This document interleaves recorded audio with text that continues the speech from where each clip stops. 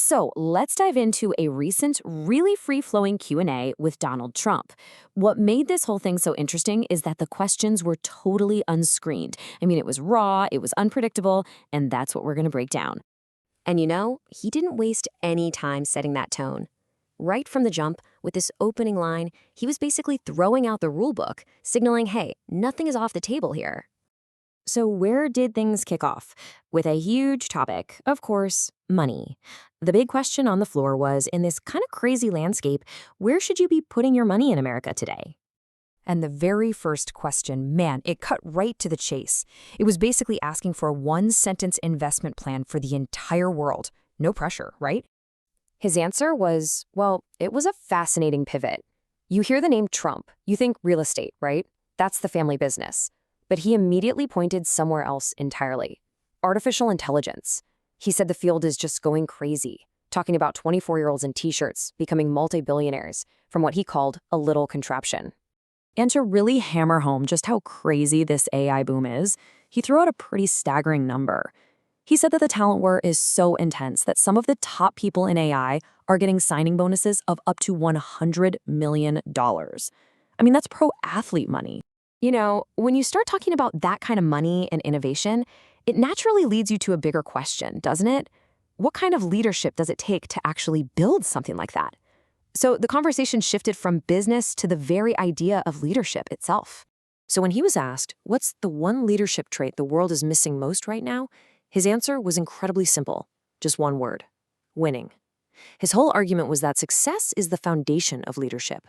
It's just easier to lead, he said, when you're winning, because people will follow a winner.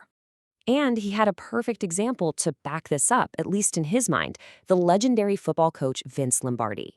He described Lombardi as this really tough, even violent guy. But, and this was his key point, he won. And because he won, he got away with it, and people respected him for it. Okay, so from leadership here at home, the conversation then zoomed out to the global stage. We're talking about economic competition and how he sees America's relationships with other major powers.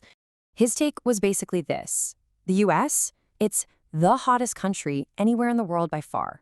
But, and this is interesting, he also talked about having great respect for China, especially for what they've built with their manufacturing. He framed that relationship not as enemies, but as two giants who can compete very nicely. And to kind of show how this relationship works in his view, he told this really fascinating story about the TikTok deal. He said you had these major US investors ready to buy, but President Xi of China had already said no. So what happened? According to Trump, he got on the phone, called President Xi himself, asked for the approval as a favor, and Xi just said, okay, I'll do it. All right, this is where the conversation took a really sharp turn, straight into foreign policy. After a quick detour to talk about investment in Africa, he was asked a question that led to what many are calling the biggest news to come out of this entire thing. But first, just real quick, he did touch on Africa. He mentioned having smart friends, investing heavily there, and that he sees tremendous potential and value, especially in the land itself. A classic investor's perspective. But then came the question that changed the tone. What is the biggest mistake that leaders are making right now? And his answer? Well, it could signal a huge shift in American foreign policy. He didn't even hesitate. He went right after NATO. He said a tremendous mistake was a time when the alliance just wasn't there for the US during a past conflict, implying America was left to go it alone. You could tell the interviewer knew this was a huge statement because he jumped right in and asked him directly, point blank, is that breaking news?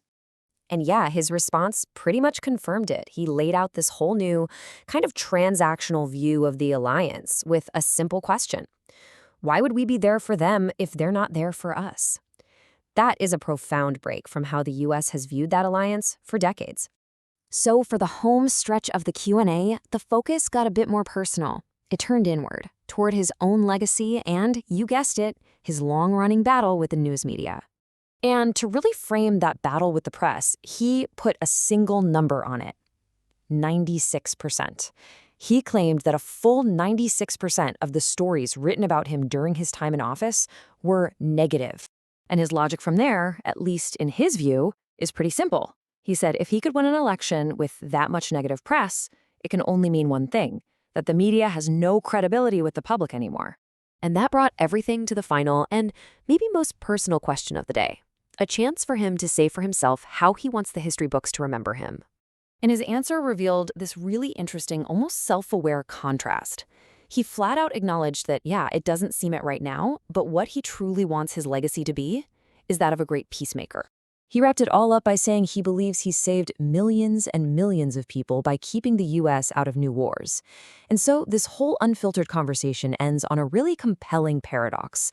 A leader who praises violent winners and redefines alliances, whose deepest desire is to be remembered above all for peace.